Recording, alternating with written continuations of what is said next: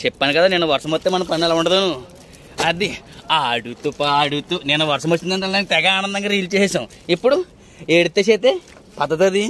అందుకే అంటారు ఫస్ట్ ఆనందపడిపోయామనుకో తర్వాత ఇలా బాధపడాలి. అందుకే ముందే బాధపడిపోయామనుకో మన పిల్లలన్నా సుఖంగా ఉంటారు. చూడు నేను ఎంత ఆనందంగా రీల్ చేశాను. వర్షం పడుతుందో చచ్చకచ్చగా నన్ను. ఇప్పుడు దేవుడు చూడు మట్టెట్టిందో చచ్చకచ్చగా క్లీన్ చేయను. తప్పదు మళ్ళీ 3 రోజులు వర్షం ఉంది కువైట్లో.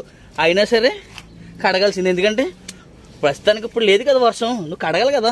వర్షం మొత్తం వచ్చింది, నీ పని నువ్వు చేసుకోవాలంటారు వీళ్ళు. వీళ్ళతో వాళ్ళతో మాట్లాడించుకోకుండా నిక్కర్స్గా ఉండాలన్నప్పుడు ఏం చేయాలంటే మన పని మనం చేసుకోమనుకో ఎవరంటే సరిపోనమాట. చూడు అంతే ఎట్టేయడం టవలో అంతే. ఎక్కువ వాటర్ ఎట్టుకొని ఎప్పుడైనా సరే ఎక్కువ వాటర్ ఎడతాం వల్ల క్లాత్ జర్రని జరుగుతుంది అనమాట. చూడు అంతే. మన పని మనం చేసుకుంటే తప్పేమని చెప్పు. రోజుకి ఎంత శాలరీ ఇస్తున్నారు, శాలరీ ప్రకారం రోజు శాస్త్రం అనుకో ఆ డబ్బులు నిలబడవు. ఎలాగ నిలబడతలేదు బొక్క ఇప్పటికేను. ఎవరు ఉసిరి తగిలేసిందో అలాంటి చూడు. తప్పదు ఇంక రండి మీరు కూడా వచ్చేయండి బాబా. వచ్చేసి మాకులే కష్టపడండి.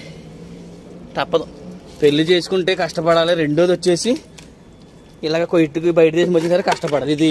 అది దేవుడు రాసేసింది అనమాట. ఒకరి కింద ఇప్పుడు మనం బానిసత్వం ఏం చేయాలి ఇప్పుడు? ఆ కట్టప్ప అన్నా సరే ఏదోలా చేస్తాడు నమ్మకద్రోహం. మన నమ్మకద్రోహం చేయడానికి కూడా ఉండదు ఇక్కడ. ఎందుకంటే పాస్పోర్ట్ వీళ్ళ దగ్గర ఉంది కాబట్టి.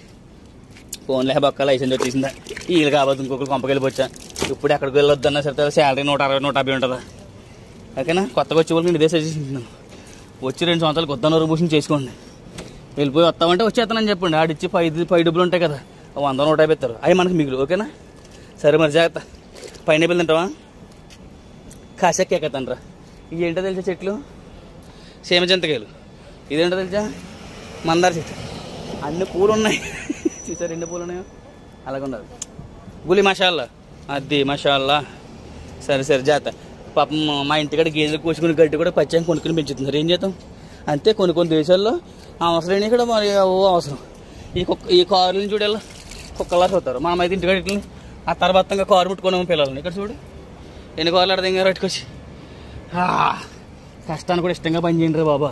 చేస్తే మీ పని కూడా బాగుంటుంది. నేను అంతా అనుభవం కదా. ఇప్పుడు తప్పదు. ఓకేనా? బాయ్.